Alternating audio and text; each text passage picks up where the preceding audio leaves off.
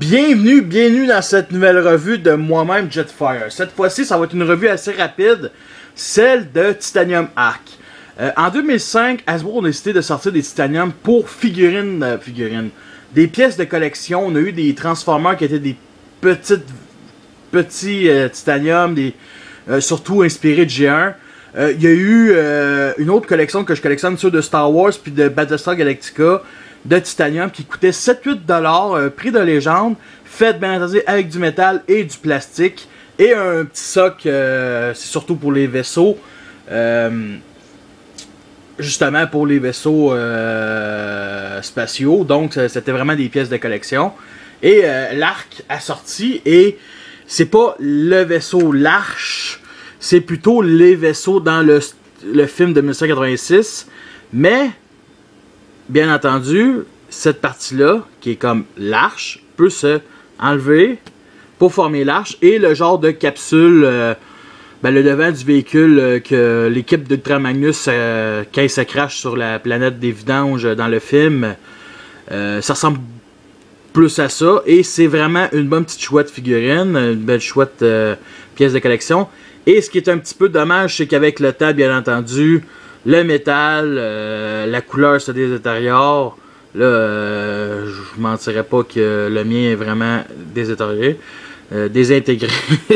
On va dire qu'il y a eu... C'est un vaisseau de guerre, fait qu'il y a eu bien du grabuge. Et un petit peu de dommage sur mon exemplaire, c'est qu'il annonce un exemplaire. Comme vous voyez ici, il y a un genre de vitre gris chromé. Le mien n'a pas de vitre chromée. Et là, je vais sûrement faire un crayon feutre. Mais là, 8 ans plus tard, après que je l'ai acheté, j'ai pas pensé encore. Mais j'ai pas de crayon feutre, j'ai pas de talent pour ça. Mais bon, il y a un poste d'observation ici. Le moteur qui est chromé ici. Signe Autobo sur les ailes.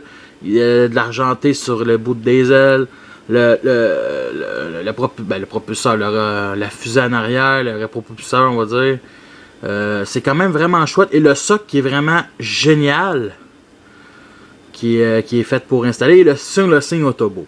Justement, je pense dans les figurines Titanium, c'était cette petite affaire Autobo puis Decepticons, et l'Arche ont décidé de rajouter cette petite soc là, et il peut se mettre quelque part où il y a un petit trou, je sais même pas de quoi il parle. C'est un peu whack. On va bien entendu montrer un peu plus l'Arche, comme ça, avec son canon ici, les parties, les détails, comme ça. Sérieusement, je pense que j'aurais dû en acheter un deuxième, puis rajouter un peu plus de couleurs comme rouge et bleu, comme dans le film. Mais bon. On va comparer avec, cette fois-ci, parce que des Titanium de Star Wars, le vaisseau République de l'épisode 3, le Pegasus de Battlestar Galactica.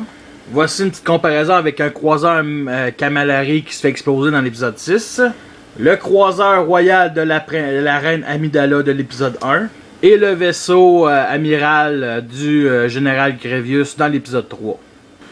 C'est quand même assez intéressant, cette petite affaire-là. C'est du plastique assez simple. J'avais pensé souvent de le mettre devant ma collection. Mais bon, il est plus dans ma boîte de choses inutiles, comme les missiles, toutes les affaires. Est-ce que c'est une figurine qui en vaut la peine? Est-ce que ça vaut la peine? Moi, je dis oui. Si vous le trouvez, achetez-le.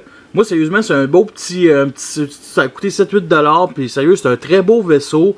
C'est dommage que l'Arche de Dark of the Moon ne ressemble pas à ça. C'est dommage aussi que c'est un vaisseau pas plus principal que ça. Il y a peut-être dans ma tête que le vaisseau amiral de l'Ultra Magnus ressemble à ce genre de vaisseau-là, mais bon.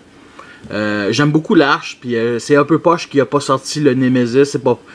Mais par contre, il faut l'avouer, ils ont sorti les vaisseaux principaux de Beast Wars avec leur reversion des figurines Beast Wars qui ont sorti dans la Ligue Cybertron. Fait que je les ai pas achetées, mais j'aurais dû.